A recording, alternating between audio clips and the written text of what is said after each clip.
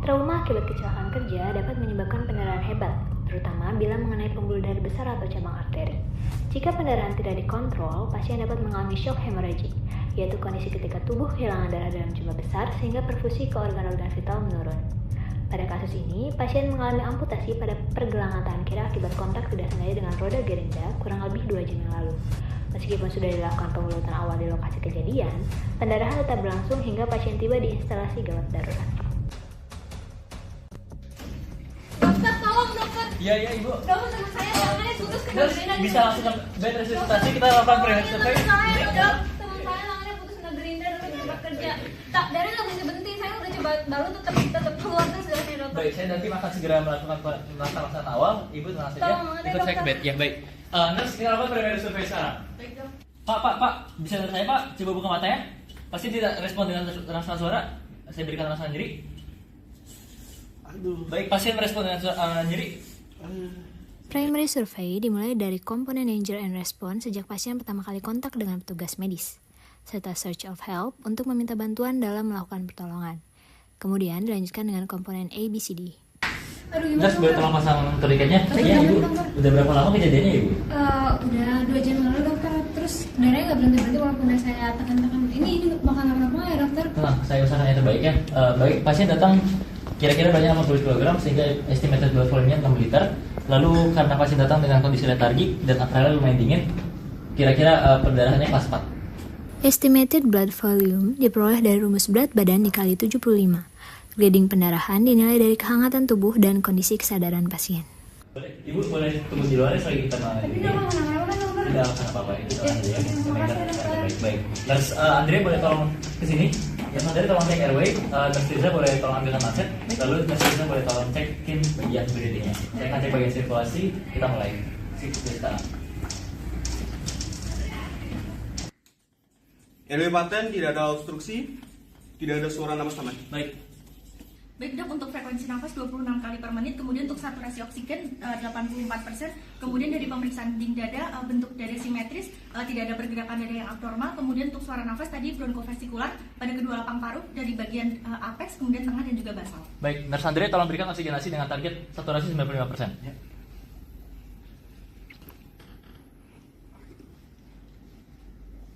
Baik, saya telah melakukan pemeriksaan kondisi berupa jejas, nadi dan perfusi distal. Di sini peroleh nadinya adalah 136, kemudian CRT lebih dari 3 detik, lalu tekanan darah 76/50. Secara klinis pasien terlihat lemas, diaforesis dan perdarahan masih berlangsung karena semakin banyak. Di sini pasien mengalami cedera arteri radialis dan arteri ulnaris. Nurse boleh tolong pasang dual access IV line dengan jarum terbesar. Pertama-tama ambil dulu sampel darah untuk golongan darah, lalu berikan kristaloid yang sudah dihangatkan. Baik dok. Baik, serta pantau jangan sampai terlebihan. Baik dok.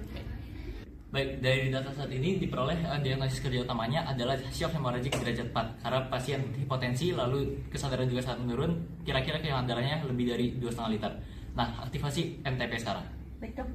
Clinical rationing pada tahap ini menghubungkan kehilangan darah lebih dari 2 liter akibat putusnya arteri radialis dan ulnaris dengan penurunan kesadaran GCS9 akibat hipoksia cerebral yang parah. Dokter memprioritaskan oksigenasi non-invasif karena refleks proteksi jalan napas pasien masih adekuat. Fokus utama dialihkan sepenuhnya pada resusitasi sirkulasi melalui akses intravena untuk melaksanakan massive transfusion protocol guna memperbaiki volume darah dan melakukan reperfusi otak. Baik, selamat siang Bang Dara. Baik, kami dari IGD ingin aktivasi untuk MTP trauma untuk pasien laki-laki 38 tahun dengan berat badan 80 kg. Saat ini pasien ada cedera di lengan kiri bawah akibat trauma gerinda, kemudian ada perdarahan aktif, dan juga untuk tekanan darah tadi 76/50 dan juga nadi 126. Baik, terima kasih. Sana diterima paket MTP disiapkan. Baik, terima kasih. Dokter, untuk Bang Dara sudah mengkonfirmasi MTP dan sedang disiapkan. Baik, segera mulai transfusi darah ketika darah sudah datang. Baik dok. Massive Transfusion Protocol bertujuan menyediakan produk darah secara cepat dan terkoordinasi pada pasien yang diprediksi membutuhkan transfusi masif. ACSTQIP menyarankan bahwa pemicu MTP terpenuhi, resusitasi harus dimulai dengan produk darah universal, bukan dengan kristaloid atau kolit dalam jumlah besar. Produk darah telah datang. Perawat menyiapkan set transfusi dan menyambungkan transfusi dengan blood warmer. Dokter memantau pendarahan dan kondisi pasien. Kita mulai damage control resuscitation, gunakan transfusi balance ratio dengan PRC banding plasma banding trombosit 1:1:1. Jangan lupa berikan dengan blood warmer. Baik dok, PRC pertama mulai masuk. Baik, terima kasih. Batasi cairan kristaloid hingga tekanan sistolik 80-90 mmHg sampai perdarahan terkontrol. Baik dok. Permissive hypotension, strategi damage control resuscitation untuk tetap mempertahankan tekanan darah sistolik 80-90 mmHg dilakukan untuk mempertahankan perfusi organ vital tanpa memperparah pendarahan. Pasien memulai pendarahan 20 menit sebelum masuk ke rumah sakit, berarti itu masih di bawah 3 jam. Berikan TXA sesuai dengan protokol di rumah sakit. Baik dok, saya akan memasukkan TXA 1 gram per 100 ml dalam waktu 10 menit. Trinisemic acid or TXA dapat diberikan pada pasien trauma dengan pendarahan signifikan, terutama bila masih dalam 3 jam pertama setelah cedera. TXA membantu mencegah pemecahan bekuan darah, tetapi tidak menggantikan upaya kontrol terhadap sumber pendarahan.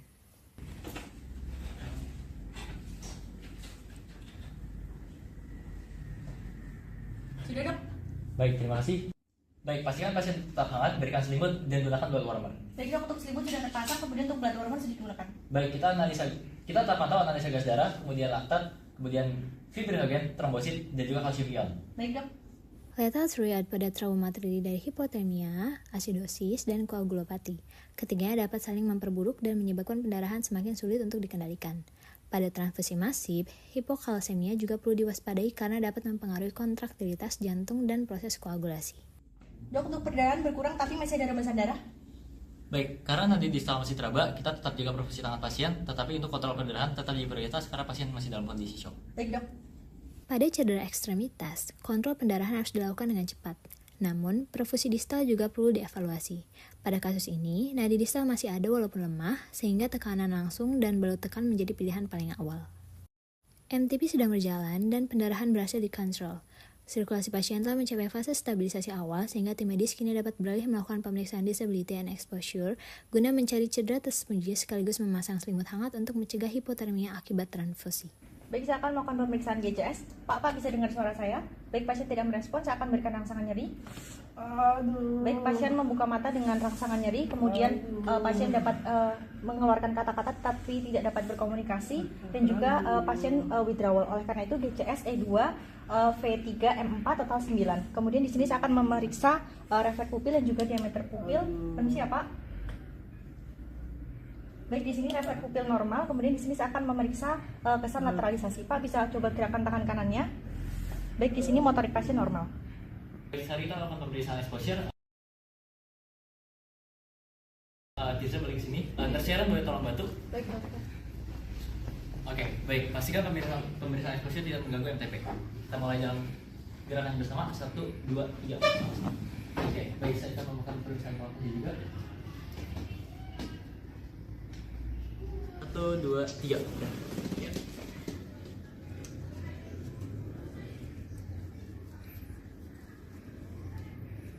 Baik, ditemukan cedera. Kita kembalikan pelan-pelan bersama-sama. 1, 2, 3. Pada trauma, tubuh pasien perlu diperiksa untuk mencari cedera lain. Namun, pasien tidak boleh dibiarkan terpapar dingin terlalu lama karena hipotermia dapat memperburuk koagulopati dan pendarahan. Tekanan vital setelah transfusi awal untuk tekanan darah 90/62, kemudian nadi 124 kali per menit, untuk respirasi 24 kali per menit, saturasi 98%, dan juga untuk suhu tubuh 35,9 derajat Celcius. Baik, ini sudah memberikan perbaikan, akan tetapi pasien belum sepenuhnya stabil, dia tetap lanjutkan MTP serta ulangi evaluasi laboratorium dan pemeriksaannya. Dokter, untuk hasil laboratorium awal sudah keluar. Di sini didapatkan hemoglobin menurun, kemudian INR meningkat, laktat meningkat, fibrinogen menurun, dan juga kalsium ion rendah. Baik, ini mengindikasikan adanya shock hemorragik dengan risiko koagulopati. Kita tetap berikan transfusi seimbang 1:1, yaitu plasma, platelet, dan RBC, serta koreksi gangguan sesuai dengan protokol rumah sakit. Baik dok. Baik. Reassessment dilakukan berulang. Perbaikan tekanan saja belum cukup. Tim harus menilai pendarahan aktif, status mental, suhu, tanda perfusi, laktat, base defisit, INR, fibrinogen, trombosit, dan kalsium ion. Pendarahan sudah terkontrol, bernatur yang tadi dipasang. Sekarang kita siapkan ke kamar operasi untuk melakukan eksplorasi luka serta rekonstruksi vaskularisasi jika perlu. Baik dok, saya akan menghubungi kamar operasi, kemudian saya akan berkonsultasi dengan dokter spesialis bedah dan juga ortopedi, lalu saya akan menyiapkan transfer setelah pasien stabil. Oke, baik. MTP pasti akan tetap berjalan dan kita tetap dimonitor sesuai dengan protokol rumah sakit. Baik dok, nanti saya akan koordinasi setelah pasien stabil, juga akan koordinasi untuk dokumentasi. Baik, kita lanjutkan. Dokter, gimana Gimana dokter? Saya dokter itu saya apakah ada sesuatu yang berbahaya dokter? Ibu, memang perdarahan seperti tadi mengancam nyawa, tapi tenang saja kami sudah menata laksana secara awal dan perdarahan sudah lumayan berhenti. Selanjutnya kita akan pindahkan ke kamar operasi untuk melakukan eksplorasi luka lebih lanjut dan bisa menangani secara lebih definitif. Kami akan berusaha sebaik mungkin dan mohon doanya ibu agar mohon bantuannya kan dokter, mohon bantuannya dokter. Astagfirullah. Komunikasi kepada pendamping pasien dengan bahasa awam harus jelas, singkat, dan empatik. Dalam kondisi gawat darurat, penjelasan perlu mencakup kondisi pasien, tindakan yang sedang dilakukan, dan alasan pasien memerlukan tindakan lanjutan. Pasien trauma dengan pendarahan aktif harus dinilai secara cepat menggunakan primary survey ABCDE. Pada kasus ini, tanda shock hemorrhagic dikenali dari hipotensi, tahikardia, pucat, diaforesis, penurunan kesadaran ringan, dan pendarahan aktif. Penata laksana utama meliputi kontrol pendarahan eksternal, pemberian oksigen, akses IV besar, pemeriksaan laboratorium, aktivasi masif transfusion protokol, transfusi produk darah seimbang, pencegahan hipotermia, pemberian TXA sesuai indikasi dan protokol, serta koleksi koagulopati, asidosis, dan hipokalsemia. DMEC Control Resuscitation bertujuan menghentikan pendarahan, mengganti darah yang hilang, menjaga perfusi organ, dan mencegah hepatotrial. Transfusi darah harus selalu disertai upaya kontrol sumber pendarahan definitif.